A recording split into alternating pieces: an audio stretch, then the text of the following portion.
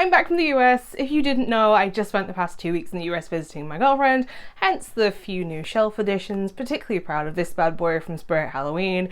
But the day I landed, one of my most anticipated 2024 releases happened to drop on Shudder. And I wasn't expecting this to come out until at least December, so I am calling this flawless timing, because to say that I am jet lagged would be a little bit of an understatement. So this actually makes me excited. I really like Australian horror. One of my personal favourite horror movies is The Furies from 2019, which is the death game. So when I first heard about the Demon Disorder all of these months ago now, I knew that this was going to be something that was going to pique my interest, because Australian horror movie about possession. But if you don't know anything about the Demon Disorder from 2024, let me quickly fill you in. The Demon Disorder from 2024 is an Australian paranormal horror. Graham Riley is a man who is retired from life, living alone in his garage workshop and hiding from the world. It has been this way since the death of his father and the estrangement of his two younger brothers. Haunted by his past, this is the life he has come to accept, until one day his middle brother, Jake, calls. Visiting without warning, Jake confides in Graham that something is horribly wrong with youngest brother Philip. Jake believes that Philip is possessed by the spirit of their deceased father George, and soon realise that the sins of their past will no longer remain hidden. If you're new here, I go by Hordes, and if you're not new, welcome back. I talk about horror movies here on my channel on Mondays and Fridays, but as always when it comes to watching movies that I have never seen before, I am now going to go and watch The Demon Disorder from 2024 off camera. So that way, if you two decide that you want to watch this Australian possession movie, nothing will be spoilt for you, because nobody wants to watch a movie that you've just watched somebody else watch from start to finish, and I keep it spoiler free here on my channel. Why does this keep happening to me? Can we just agree that 2024 has not been a good year for horror? And at this point, I'm so tempted to just give up with 2024 releases, because the number of them that have either been overhyped or have just been a letdown or have been meh is insane. Like, should we just give up and start again in 2025? Because I thought 2023 was a bad year for horror, but 2024 needs to seriously sit down and have a hard look at itself and think, maybe this wasn't the year for me. I want you to think about what you've done. The Demon Disorder is actually the directorial and the writing debut for Stephen Boyle, who has actually been in the movie industry for at least the past 20, nearly 30 years, but instead he's been on the special effects and the makeups team, and he's worked on some massive projects. We're talking things like Daybreakers, The Hobbit, he was on 30 Days of Night, he did one of the Matrix movies. Like, this guy seriously understands special effects, makeup and practical effects. And I think the directorial side of this is a fairly decent first outing, but I can't say the same about the writing side of this, because oh boy, was this script not it. Plot-wise, I do not think that this is the strongest, and part of this is, I think, because the pacing is off. It is so slow to actually reveal any of the information or like show you any of its cards, that it just feels like an incredibly slow movie until you get to the last 20 minutes, and then it goes, here you go, and you're expected to know absolutely everything that has gone on up to that point, when you've not been given that information to put everything together. Like, I'll be the first to admit, my jet lag might be playing a little bit into this, but I really don't think that I can blame all of this on my jet lag. This feels like the director, who's also the writer, knew more about this project and then kind of expects you to know everything about the project as well. I'll try and explain. It feels like there were things that were originally in the drafts of the script that were no longer there anymore, that they know the information for, but we don't. And then there has obviously been things cut from the movie that are now on the cutting room floor that we also don't know. Like, there just feels like there is too much information missing in this movie for it to actually make sense. It feels very half-baked. There are quite a few moments in this that are told through flashbacks that I do not think actually add any kind of context to the big picture and tell you what exactly happened. Like, you know something happened to Dad, and Dad was possibly possessed by a demon. I can't tell you if Dad was actually possessed by a demon because I don't know.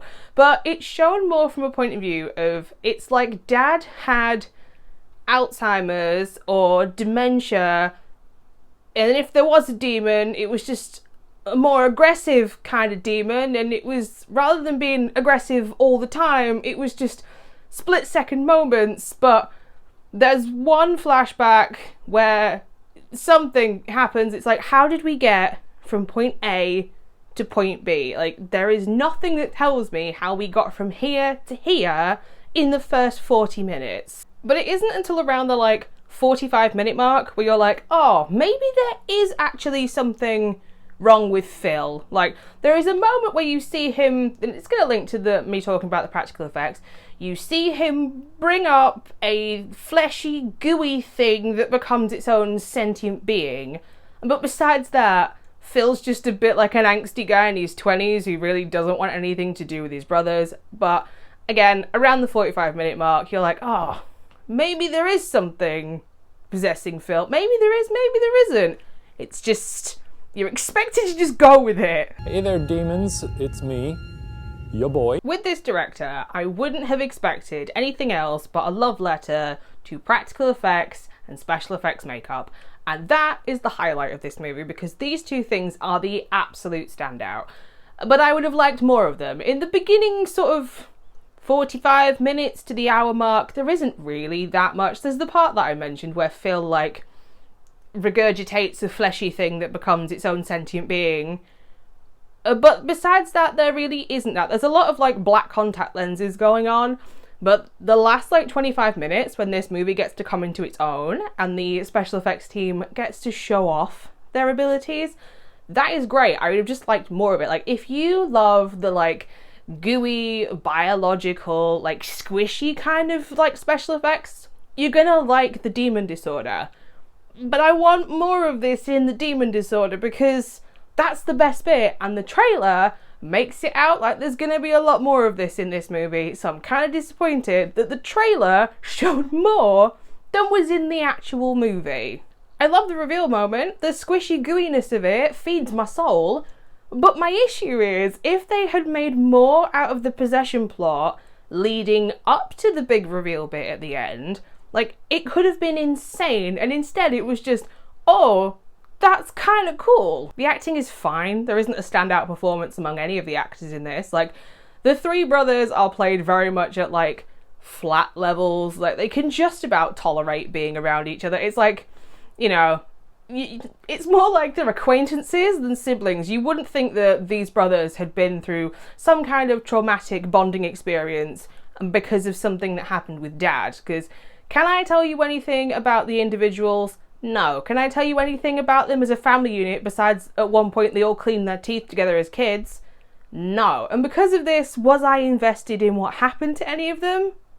No. Some of you may die. This is a difficult one to rate for me because it is very, very 50-50. Because while I love the practical effects and the makeup in this, I honestly can't tell you what the hell this plot was because it is so half-baked. So I'm going to paraphrase my friend Tom from over at the Dread Media podcast, because he always says, you can be a bad movie, you can be a good movie, but you can't be a boring movie. And to me, this ended up being a really boring movie, and that has to come down to its script. So in the end, I am actually going to give The Demon Disorder from 2024 a 2.5 out of 5 stars, because I have to give marks for those practical effects, because they are great. But I have to take as many marks as I give to the practical effects and the visuals, because the cinematography is also great. All the visual stuff in this is great. But that script is such a letdown, and it has a massive knock-on effect on everything else. So there you have it, my initial thoughts and my review for my first time watching The Demon Disorder from 2024. If you have also seen this movie, I would love to know what your thoughts and opinions are down in the comment section down below. And if this is one that you are interested in watching, I will leave a link to justwatch.com in my description bar so you can find out where it is streaming. But I think it is exclusively on Shudder at the moment, so if you have access to Shudder, it should be on there. And yes, this was quite the disappointment to me, considering it was one of the movies that I was most anticipating, so what can I say? 2024 kind of strikes again on this one. If you would like to know every single horror movie that I watch though, not just the ones I talk about here on YouTube, you can also find me over on Instagram and Letterboxd at HordesOfHorror, where I was trying to watch 150 horror movies throughout the entire year. And I have already watched 150 horror movies this year, so who knows what number I'm going to be on at the end of the year. But I will be back on Monday here on YouTube with another solo movie review, and this time it is one of the movies that I wanted to prioritise watching in autumn/fall, and it is time to find out what happens when the yearbook killer turns up in Most Likely to Die. So until next time, bye.